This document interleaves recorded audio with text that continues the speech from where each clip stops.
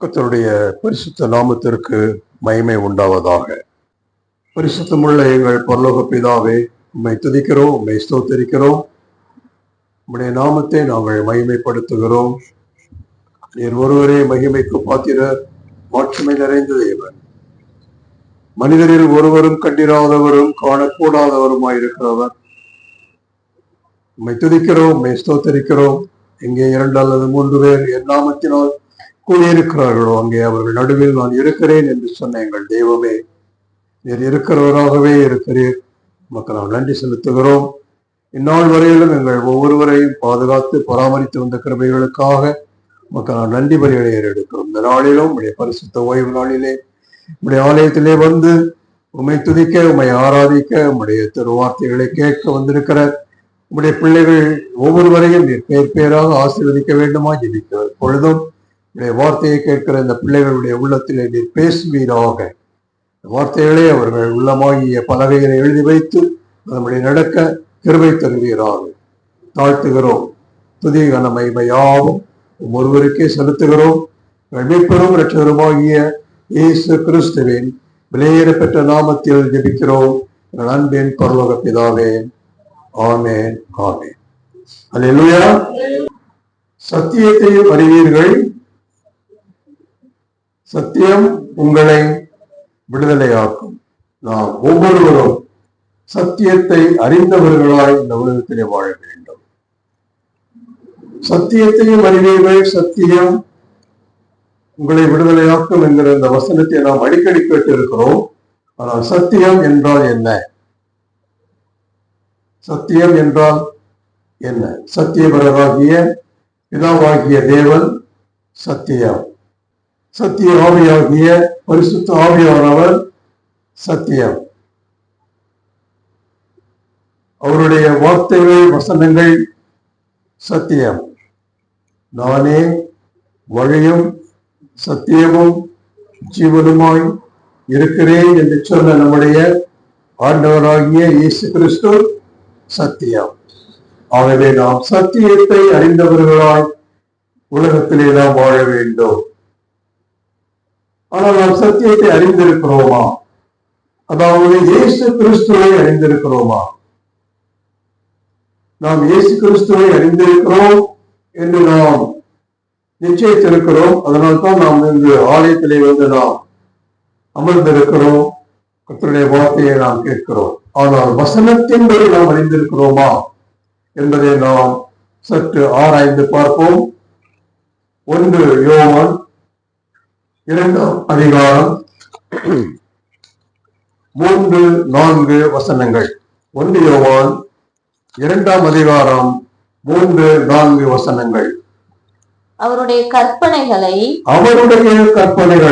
கை கொள்ளுகிறவர்களானால் அவரை அறிந்திருக்கிறோம் என்பதை அதனால் அறிவோம். அவரை அறிந்திருக்கிறேன் என்று சொல்லியும் அவருடைய கற்பனைகளை கை கொள்ளாதவன், அவருடைய கற்பனைகளை, கட்டளைகளை, போதனைகளை, உபதேசங்களை கை கொள்ளாதவன் பொய்யனாய் இருக்கிறான். அவனுக்குள் சத்தியம் இல்லை. அப்படி என்றால் நாம் சத்தியத்தை அறிந்திருக்கிறோம் என்று சொல்லிக் கொள்வதற்கு, நாம் இயேசு கிறிஸ்துவை அறிந்திருக்கிறோம் என்று சொல்லிக் கொள்வதற்கு நாம் என்ன செய்ய வேண்டும்? அவருடைய கற்பனைகளின்படி, கட்டளைகளின்படி, போதனைகளின்படி, உபதேசங்களின்படி நாம் நடக்க வேண்டும். அவர் நடந்தபடியே நாம் நடக்க வேண்டும். ஆகவே அன்பானவர்களே, கிறிஸ்தவர்களாகிய நாம் அவரை அறிந்தவர்களாக இந்த உலகத்திலே நாம் வாழ வேண்டும். நாம் கிறிஸ்தவர் என்று நாம் சொல்லிக் கொள்கிறோம். ஆனால் நாம் கிறிஸ்துவின் உடையவர்களாய் இந்த உலகத்திலே வாழ வேண்டும். சொல்லுங்க, கிறிஸ்துவின் உடையவர்களாய் நாம் வாழ வேண்டும். அப்படி என்றால் கிறிஸ்துவின் உடையவர்கள் என்றால் யார்? கிறிஸ்துவின் உடையவர்கள் என்றால் யார்? எடுத்து வாசியுங்கள். கலாத்தியருக்கு எழுதின நிருபம் 5ஆம் அதிகாரம் 24வது வசனம். இயேசு கிறிஸ்துவினுடையவர்கள் தங்கள் மாமிசத்தையும் அதன் ஆசை இச்சைகளையும் சிலுவையில் அறைந்திருக்கிறார்கள். அப்படி என்றால் நாம் கிறிஸ்துவின் உடையவர்கள் என்று சொல்லிக் கொள்வதற்கு நம்முடைய சரீரத்தின் ஆசை இச்சைகளை, மாம்சத்தின் ஆசை இச்சைகளை நாம் சிலுவையில் அறைந்தவர்களால் உலகத்திலே வாழ வேண்டும். நம்மில் மாம்ச இச்சை, கண்களின் இச்சை, ஜீவனத்தின் பெருமை காணப்படக்கூடாது.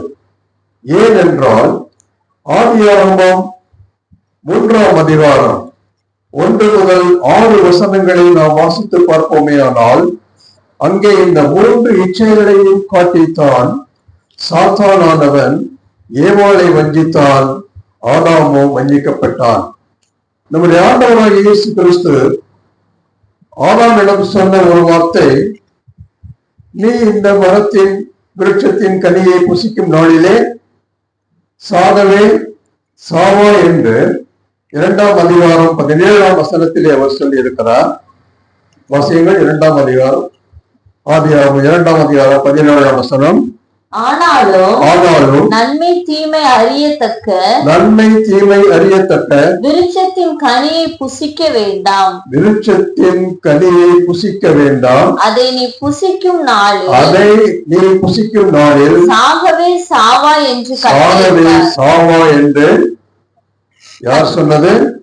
கர்த்தர், தேவனாகிய கர்த்தர் சொன்னது ஆதாமிடம்.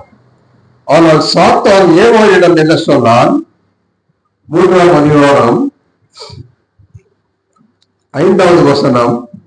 நீங்கள் இதை புசிக்கும் நாளிலே உங்கள் கண்கள் திறக்கப்படும் என்றும் நீங்கள் நன்மை தீமை அறிந்து தேவர்களைப் போல் இருப்பீர்கள் என்றும் தேவன் அறிவார் என்றது. 4வது வசனம். அப்பொழுது சர்ப்பம் ஸ்திரீயை நோக்கி நீங்கள் சாகவே சாவதில்லை. ஆண்டவராகிய கர்த்தர் என்ன சொன்னார்? நீங்கள் சாகவே சாவீர்கள்.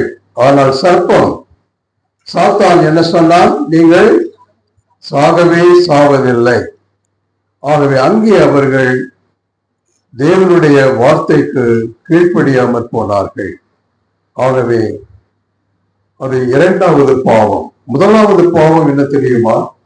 கேருப் என்கிற அந்த தூதன் அவன் பெருமை அடைந்து தேவனுக்கு மேலாக சிங்காசனத்தை போடுவேன் என்று சொன்னான். அந்த பெருமையின் காரணமாக அவனுக்கு விழத்தள்ளப்பட்டான். அந்த பெருமை என்பது 1வது பாவம். 2வது பாவம் என்னது? கீழ்ப்படியாமை. அன்பானவர்களே, பாவம் மிகவும் பொல்லாது. அதற்கு மூல காரணம் பெருமை, கீழ்ப்படியாமை. இந்த 2ம் கிறிஸ்தவர்களாகிய நம்மில் காணப்படவே கூடாது. யோவான் எழுதின சுவிசேஷம் 3ஆம் அதிகாரம் 3வது வசனம். இயேசு அவனுக்கு பிரதியுத்தரமாக, ஒருவன் மறுபடியும் பிறவாவிட்டால் தேவனுடைய ராஜ்யத்தை காண மாட்டான் என்று. 5வது வசனம். இயேசு பிரதியுத்தரமாக, ஒருவன் ஜலத்தினாலோ ஆவியினாலோ பிறவாவிட்டால் தேவனுடைய ராஜ்யத்தில் பிரவேசிக்க மாட்டான் என்று மெய்யாகவே உனக்கு சொல்லுகிறேன். என்று நம்முடைய ஆண்டவராகிய இயேசு கிறிஸ்து சொல்லி இருக்கிறார். 7வது வசனம். நீங்கள் மறுபடியும் பிறக்க வேண்டும் என்று. நீங்கள் மறுபடியும் பிறக்க வேண்டும். அப்படி என்றால் கிறிஸ்தவர்களாகிய நாம் ஒவ்வொருவரும் மறுபடியும் பிறக்க வேண்டும். முதலாவது நாம் பிறந்தது மாம்சத்தில் பிறந்தவர்கள் நாம். 2வதாக நாம் ஆவிக்குரிய மறுபிறப்பை அடைந்தவர்களாய் இந்த உலகத்திலே வாழ வேண்டும். அன்பானவர்களே, மறுபடியும் பிறவாவிட்டால் நாம் பரலோக ராஜ்யத்தில் பிரவேசிக்க முடியாது. ஆகவே நாம் மறுபடியும் பிறந்தவர்களாய் உலகத்திலே வாழ வேண்டும். நம்முடைய ஆண்டவராகிய இயேசு கிறிஸ்து நம்மை அழைத்திருக்கிறார். அவர் நம்மை எதற்காக அழைத்திருக்கிறார் என்பதை நாம் அறிந்து கொள்ள வேண்டும். எதற்காக நம்மை அழைத்திருக்கிறார்? எடுத்து வாசிப்போம். 1 தெசலோனிக்கேயர் 4ஆம் அதிகாரம் 7வது வசனம். தேவன் நம்மை அசுத்தத்திற்கல்ல பரிசுத்தத்திற்கே அழைத்திருக்கிறார். பரிசுத்தத்திற்கே அழைத்திருக்கிறார் என்பவர்களே, நாம் பரிசுத்தமாய் இந்த உலகத்திலே வாழ வேண்டும் என்பதற்காகவே தேவன் நம்மை அழைத்திருக்கிறார்.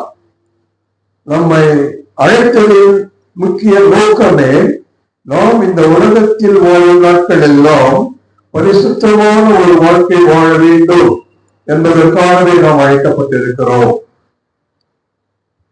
3வது வசனத்தை வாசியுங்கள். அதே அதிகாரம். நீங்கள் பரிசுத்தம் உள்ளவர்களாக வேண்டும் என்பதே தேவனுடைய சித்தமாய் இருக்கிறது. மாணவர்களே, தேவனுடைய சித்தம், தேவனுடைய விருப்பம், அவருடைய பிரியம் என்னவென்றால் நாம் பரிசுத்தமாய் இருக்க வேண்டும் என்பதே. ஆகவே அவருடைய சித்தத்தின்படி நடக்கிறவர்கள் தான் பரலோக ராஜ்யத்தில் பிரவேசிப்பார்கள் என்று வசனம் சொல்லுகிறது. எடுத்து வாசியுங்கள். மத்தேயு எழுதின சுவிசேஷம் 7வது அதிகாரம் 21வது வசனம். பரலோகத்தில் இருக்கிற என் பிதாவின் சித்தப்படி செய்கிறவனே பரலோக ராஜ்யத்தில் பிரவேசிப்பானே அல்லாமல் என்னை நோக்கி கர்த்தாவே கர்த்தாவே என்று சொல்லுகிறவன் அதில் பிரவேசிப்பது இல்லை. அடுத்த வசனம். அந்நாளில் அநேகர் என்னை நோக்கி கர்த்தாவே கர்த்தாவே உமது நாமத்தினாலே தீர்க்க தரிசனம் உரைத்தோம் அல்லவா உமது நாமத்தினாலே பிசாசுகளை துரத்தினோம் அல்லவா உமது நாமத்தினாலே அநேக அற்புதங்களை செய்தோம் அல்லவா என்பார்கள். அப்பொழுது ஒரு காலம் உங்களை அறியவில்லை. அக்கிரம சிந்தைக்காரர்களே, என்னை விட்டு அகன்று போங்கள் என்று அவர்களுக்கு சொல்லுவேன் என்று நம்முடைய ஆண்டவராகிய இயேசு கிறிஸ்து சொல்லி இருக்கிறார். ஆகவே என்பார்களே, அவருடைய சித்தத்தின்படி நடக்கிறவர்கள் தான் பரலோக ராஜ்யத்தில் பிரவேசிக்க முடியும். நம்முடைய ஒரே நோக்கம், நம்முடைய ஒரே குறிக்கோள், நம்முடைய ஒரே இலக்கு பரலோக ராஜ்யம். நாம் ஏன் இந்த ஆலயத்திலே வந்து 1 மணி நேரம் அல்லது 2 மணி நேரம் அல்லது 3 மணி நேரம் இங்கு அமர்ந்திருக்கிறோம், கர்த்தருடைய வார்த்தையை கேட்கிறோம்? எதற்காக என்றால் ஒரே நோக்கம், பரலோக ராஜ்யத்தில் நாம் பிரவேசிக்க வேண்டும். எதற்காக நாம் தெரிந்து கொள்ளப்பட்டு இருக்கிறோம்? எபேசியர் 1:4. நமக்கு முன்பாக நாம் அன்பில் பரிசுத்தம் உள்ளவர்களும் குற்றமில்லாதவர்களுமாய் இருப்பதற்கு அவர் உலக தோற்றத்திற்கு முன்னே கிறிஸ்துவுக்குள் நம்மை தெரிந்து கொண்டபடியே போல் நம்மை எதற்காக தெரிந்து கொண்டிருக்கிறார்? அன்பில் பரிசுத்தம் உள்ளவர்களாய் நாம் இந்த உலகத்திலே வாழ வேண்டும் என்பதற்காக நம்மை தெரிந்து கொண்டிருக்கிறார். எதற்காக நாம் வேறு வைக்கப்பட்டிருக்கிறோம்? வாசிப்போம். லேவியராகமம் 20வது அதிகாரம் 26வது வசனம். கர்த்தராகிய நான் பரிசுத்தராய் இருக்கிறபடியினாலே நீங்களும் எனக்கு ஏற்ற பரிசுத்தவான்களாய் இருப்பீர்களாக. நீங்கள் என்னுடையவர்களாய் இருக்கும்படிக்கு உங்களை மற்ற ஜனங்களை விட்டு பிரித்தெடுத்தேன் என்று தேவனாகிய கர்த்தர் சொல்லி இருக்கிறார். ஆகவே நாம் எதற்காக மற்ற ஜனங்களை விட்டு பிரித்தெடுக்கப்பட்டிருக்கிறோம்? அவருக்கு ஏற்ற பரிசுத்தம் உள்ளவர்களாய் இந்த உலகத்திலே நாம் வாழ்வதற்கென்றே நம்மை அவர் முன்குறித்திருக்கிறார். உலக தோற்றத்திற்கு முன்னே நம்மை முன்குறித்திருக்கிறார். நாம் ஒருவேளை நாம் ஒரு கிறிஸ்தவ குடும்பங்களில் இருந்து நாம் வந்திருக்கலாம், அல்லது இடைப்பட்ட காலங்களிலே நாம் கிறிஸ்துவை அறிந்து கிறிஸ்தவர்களாக மாறியிருக்கலாம். ஆனால் நாம் அழைக்கப்பட்டவர்கள், தெரிந்து கொள்ளப்பட்டவர்கள், வேறு பிரிக்கப்பட்டவர்கள். எல்லாவற்றுக்கு மேலாக நம்மை அவர் முன்குறித்திருக்கிறார். அன்பானவர்களே, ரோமர்கள் நிருபம் 8ஆம் அதிகாரம் 29வது வசனம். ரோமர் 8:29. தம்முடைய குமாரன் அநேக சகோதரருக்குள்ளே முதற் பேரானவராய் இருக்கும் பொருட்டு தேவன் எவர்களை முன்னறிந்தாரோ அவர்களை தமது குமாரனுடைய சாயலுக்கு ஒப்பாயிருப்பதற்கு முன்குறித்திருக்கிறார். நாம் அவருடைய சாயலுக்கு, அதாவது தேவ குமாரனாகிய இயேசு கிறிஸ்துவினுடைய சாயலுக்கு ஒப்பாயிருப்பதற்கு நாம் முன்வைக்கப்பட்டவர்கள். நாம் இயேசு கிறிஸ்துவனுடைய ஆவியை உடையவர்களாய் இருக்க வேண்டும், அவருடைய சிந்தையை உடையவர்களாய் இருக்க வேண்டும். அப்படி என்றால் தான் நாம் அவருடைய சாயலை பெற்றவர்கள் என்று சொல்லிக் கொள்ள முடியும். அவருடைய சிந்தை என்ன? மத்தேயு எழுதின சுவிசேஷம் 11ஆம் அதிகாரம் 29வது வசனத்தை வாசிப்போம். நான் சாந்தமும் மனத்தாழ்மையுமாய் இருக்கிறேன். என் நுகத்தை உங்கள் மேல் ஏற்றுக்கொண்டு என்னிடத்தில் கற்றுக்கொள்ளுங்கள். அப்பொழுது ஆத்துமாக்களுக்கு இளைப்பாறுதல் கிடைக்கும். நம்முடைய ஆத்துமாக்களுக்கு இளைப்பாறுதல் கிடைக்க வேண்டுமே ஆனால் நாம் சாந்தம் உள்ளவர்களாய், மனத்தாழ்மை உள்ளவர்களாய் இந்த உலகத்திலே வாழ வேண்டும். எனவே கிறிஸ்தவர்களாகிய நாம் மரித்த பிறகு நம்முடைய ஆத்துமா பரதீசில் சென்று இளைப்பாற வேண்டுமே ஆனால் நாம் இந்த உலகத்திலே வாழும் நாட்கள் எல்லாம் சாந்த குணம் உள்ளவர்களாய், மனத்தாழ்மை உள்ளவர்களாய் இந்த உலகத்திலே வாழ வேண்டும். எபேசியர் நிருபம் 2ஆம் அதிகாரம் 8-9 வசனங்கள். கிருபையினாலே விசுவாசத்தை கொண்டு ரட்சிக்கப்பட்டீர்கள். இது உங்களால் உண்டானதல்ல, தேவனுடைய ஈவு. ஒருவரும் பெருமை பாராட்டாதபடிக்கு இது கிரியைகளினால் உண்டானது அல்ல. அப்படி என்றால் கிருபையினால் நாம் ரட்சிப்பை பெற்றிருக்கிறோம். கிருபையினால் நம்முடைய விசுவாசத்தை கொண்டு நாம் ரட்சிக்கப்பட்டிருக்கிறோம். இங்கே நாம் அறிந்து கொள்ள வேண்டியது என்னவென்றால், கிருபையை நாம் பெற்றுக் கொள்வதற்கு நமக்கு தாழ்மை வேண்டும். இங்கே விசுவாசம் உடையவர்களை நாம் வாழ வேண்டுமே ஆனால் இந்த விசுவாசத்திற்கு முன்னது என்ன தெரியுமா?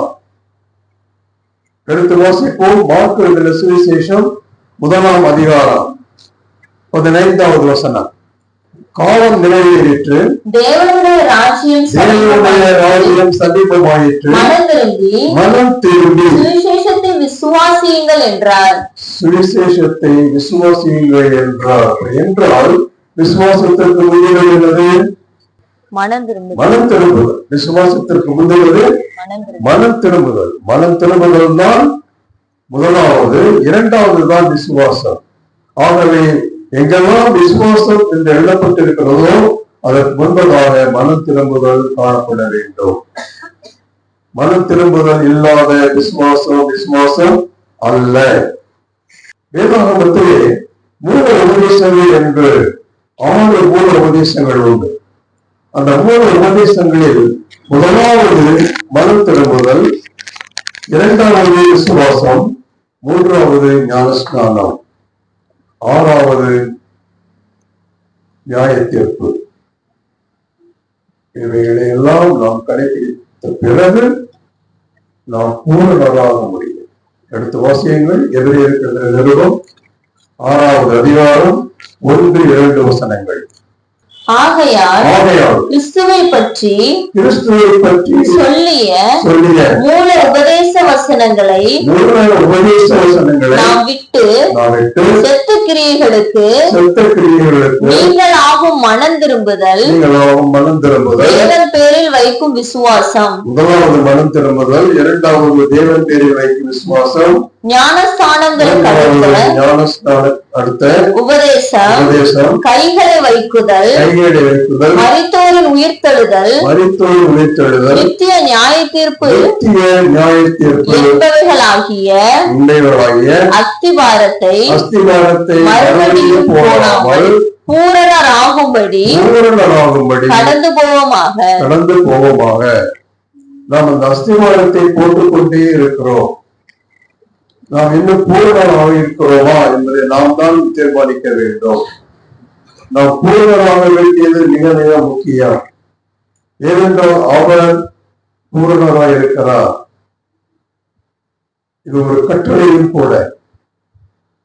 மத்தேயு சுவிசேஷம் 5ஆம் அதிகாரம் 48வது வசனத்தை வாசியுங்கள். மத்தேயு 5:48. ஆகையால் பரலோகத்தில் இருக்கிற உங்கள் பிதா பூரண சற்குணராய் இருக்கிறது போல நீங்களும் பூரண சற்குணராய் இருக்க கடவீர்கள். கட்டளைமா, இந்த கட்டளையை நாம் கடைபிடிக்க வேண்டும்.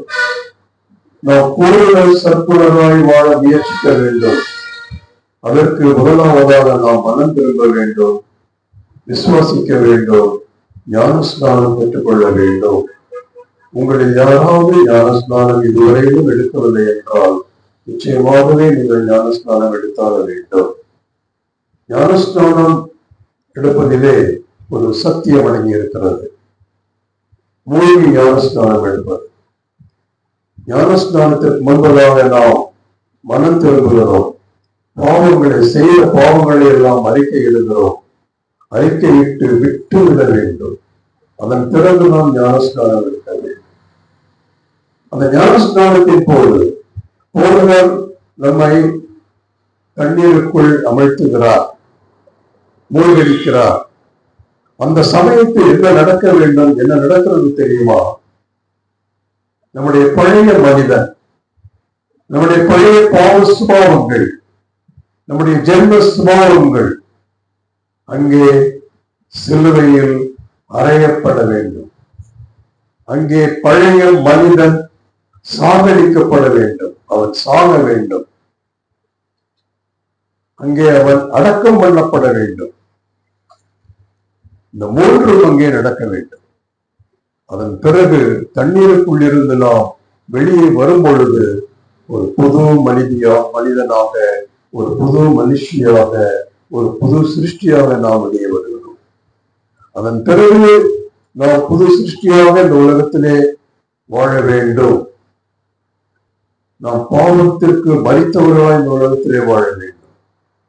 பாவத்தை குறித்து வேத வசனங்கள், அநேக வசனங்கள் உண்டு. நம்முடைய ஆண்டவராக இயேசு கிறிஸ்து சொல்லியிருக்கிறார், பரிசுத்த ஆவியானவர் வரும்பொழுது அவர் எதை உணர்த்துவார்? அவருக்கு பாவத்தை குறித்தும், நீதியை குறித்தும், நியாய தீர்ப்பை குறித்தும் கண்டித்து உணர்த்துவார் என்று அவர் சொல்லியிருக்கிறார். மிக மிக முக்கியமான ஒரு வசனம். யாத்திரையாகமம் 32ஆம் அதிகாரம் 33ஆம் வசனம். யாத்திரையாகமம் 32:33. அப்பொழுது கர்த்தர் மோசேயை நோக்கி, எனக்கு விரோதமாய் பாவம் செய்தவன் எவனோ, அவன் பெயரை என் புஸ்தகத்திலிருந்து கிறுக்கி போடுவேன். என் புஸ்தகத்திலிருந்து, அதாவது ஜீவ புஸ்தகத்திலிருந்து கிறுக்கி போடுவேன், நீக்கி போடுவேன் என்று பிதாவாகிய தேவன் சொல்லி இருக்கிறார். இதற்கு மாற்று கருத்து ஒன்று கிடையாது. அன்பானவர்களே, நம்முடைய பெயர்கள் ஜீவ புஸ்தகத்திலே எழுதப்பட்டிருக்க வேண்டும். அந்த ஜீவ புஸ்தகத்திலே எழுதப்படவில்லை ஆனால் நாம் பாவம் செய்யாதவர்களாய், தேவனுக்கு விரோதமாய், கிறிஸ்துவுக்கு விரோதமாய், பரிசுத்த ஆவியானவருக்கு விரோதமாய் பாவம் செய்யாதவர்களாய் உலகத்திலே வாழ வேண்டும். ஜீவ புஸ்தகத்திலே நம்முடைய பெயர் எழுதப்படவில்லை என்றால் என்ன ஆகும்? ஜீவ புஸ்தகத்திலே நம்முடைய பெயர் எழுதப்படவில்லை என்றால் வசனம் சொல்லுகிறது, வெளிப்படுத்தின விசேஷம் 21 அதிகாரம் 15வது வசனம், 20வது அதிகாரம் 15வது வசனம். ஜீவ புஸ்தகத்திலே எழுதப்பட்டவனாக காணப்படாதவன் எவனோ, ஜீவ புஸ்தகத்திலே எழுதப்பட்டவனாக காணப்படாதவன் எவனோ அவன் அக்கினி கடலிலே தள்ளப்படுவான். ஆகவே நம்முடைய பெயர் ஜீவ புஸ்தகத்திலே எழுதப்பட்டிருக்க வேண்டும். நாம் பாவம் செய்யாதவர்களாய் இந்த உலகத்திலே நாம் வாழ வேண்டும். என்பார்களே, பாவத்தை குறித்து வேத வசனம் சொல்லுகிறது. எசேக்கியேல் 18ஆம் அதிகாரம் 4வது வசனமும் 20வது வசனமும் சொல்லுகிறது, பாவம் செய்கிற ஆத்துமாவே சாகும் என்று. பாவம் செய்கிற ஆத்துமா சாகும் என்றால் ஆத்துமா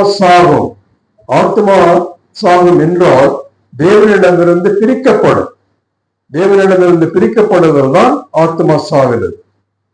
ஆகவே நாம் பாவம் செய்வோமேயானால் தேவனிடமிருந்து நாம் பிரிக்கப்படுவோம். ஆனால் நாம் வேதத்திலே வாசிக்கிறோம், அநேக போதகர்கள் கூட இதை குறித்து அதிகமாக பிரசங்கம் செய்திருப்பார்கள். ரோமருக்கு நிருபம்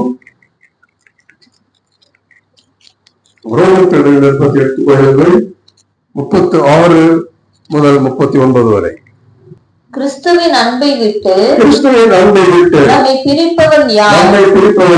உபத்திரவமோ, வியாகுலமோ, துன்பமோ, பசியோ, நிர்வாணமோ, நாசமோசமோ, பட்டயமோ, இவைகள் எல்லாவற்றிலேயும் நாம் நம்மில் அன்பு கூறுகிறவராலே முற்றும் ஜெயம் கொள்ளுகிறவர்களாய் இருக்கிறோமே.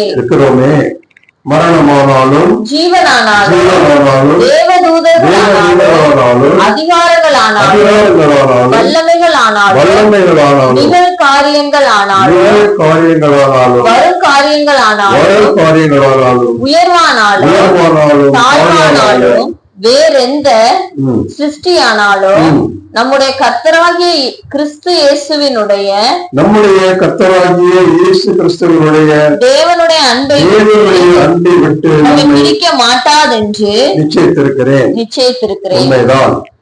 எந்த ஒரு சக்தியும் தேவனுடைய குமாரனாகிய இயேசு கிறிஸ்துவிலிருந்து நம்மை பிரிக்க முடியாது. ஆனால் ஏசாயா தீர்க்கதரிசன புஸ்தகம் 59ஆம் அதிகாரம் 2ஆம் வசனம், உங்கள் அக்கிரமங்களே, பாவங்களே, குற்றங்களே, குறைகளே உங்களுக்கும் உங்கள் தேவனுக்கும் நடுவாக பிரிவினை உண்டாக்குகிறது. அப்படி என்றால் நம்முடைய அக்கிரமம், நம்முடைய மீறுதல், நம்முடைய பாவம் நமக்கும் தேவனுக்கும் நடுவாக ஒரு பிரிவினையை உண்டாக்குகிறது. நாம் தேவனிடமிருந்து பிரிக்கப்படுகிறோம். ஆகவே அன்பானவர்களே, பாவம் செய்யாத ஒரு வாழ்க்கை நாம் வாழ வேண்டும்.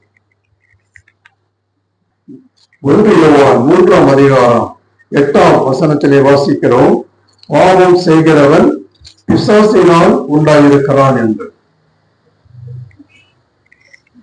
1 யோவான் 3ஆம் அதிகாரம் 6ஆம் வசனத்திலே வாசிக்கிறோம், அவன் நிலைத்திருக்கிற எவனும் பாவம் செய்கிறதில்லை, பாவம் செய்கிற எவனும் அவரை காணவும் இல்லை, அவரை அறியவும் இல்லை.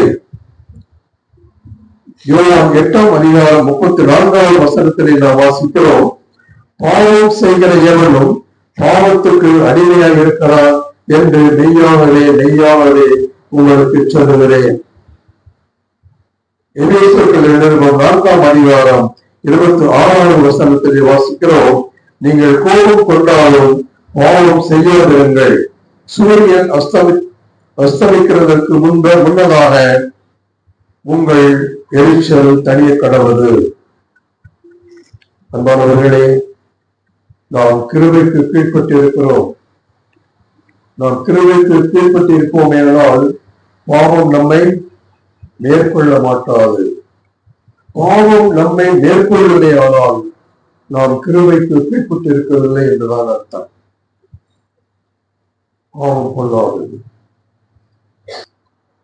ஆகவே நாம் வாசித்த எபேசியர் 2ஆம் அதிகாரம் 8-9 வசனங்களிலே இது கிரியைகளினால் உண்டானது அல்ல என்று பவுல் எழுதியிருக்கிறார். ஆனால் 10வது வசனத்தை வாசியுங்கள். எபேசியர் 2:10.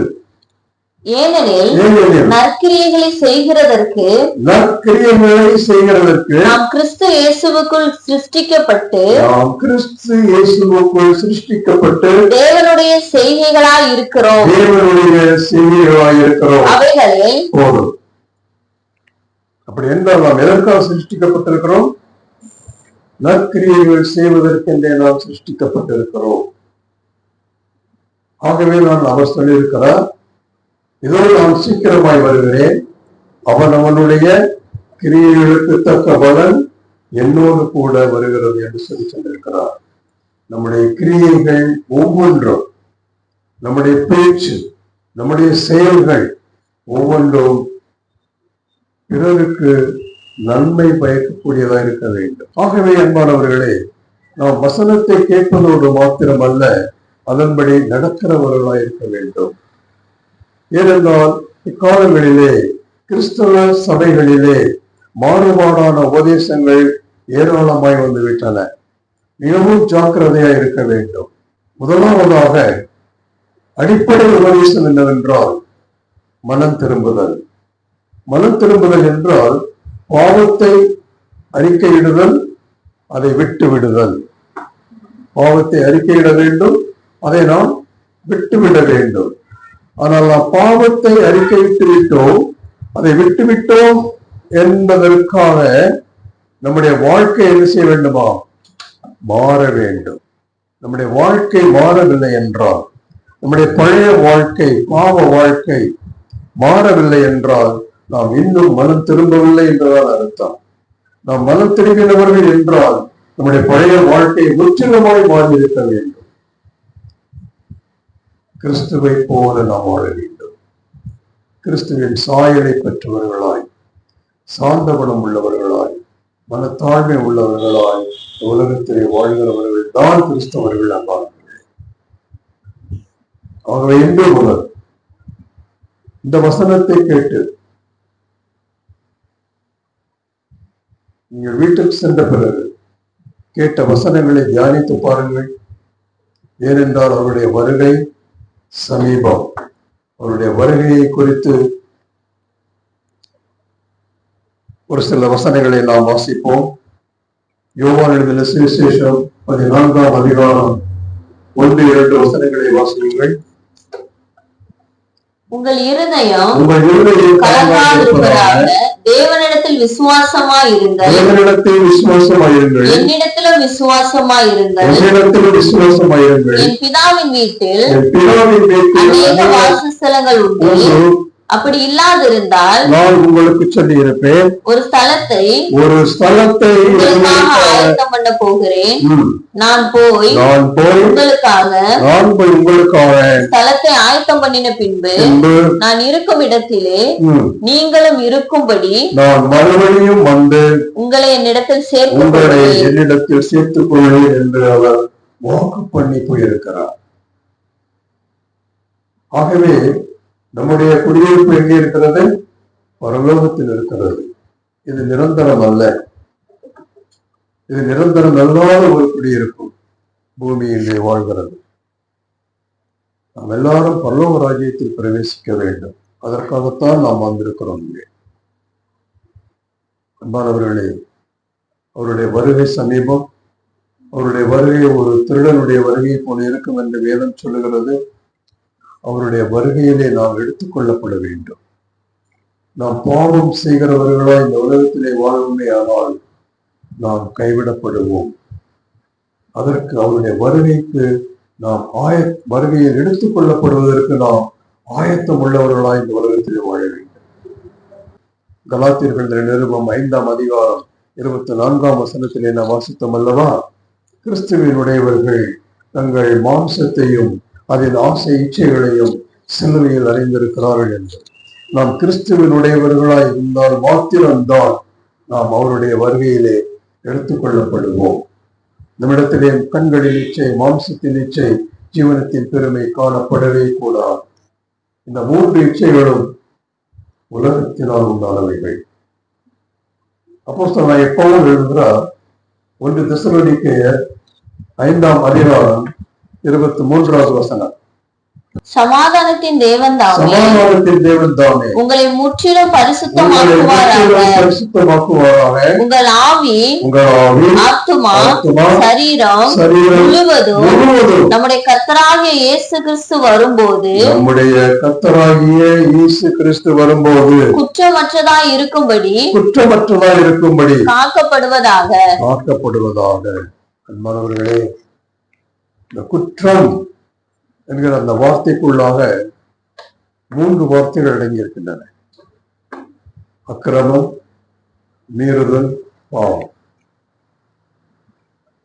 அக்கிரமம் என்றால் நாம் பிறருக்கு அநியாயம் செய்கிறோம் அல்லவா, பிறருக்கு தீமை செய்கிறோம் அல்லவா, அது அக்கிரமம்.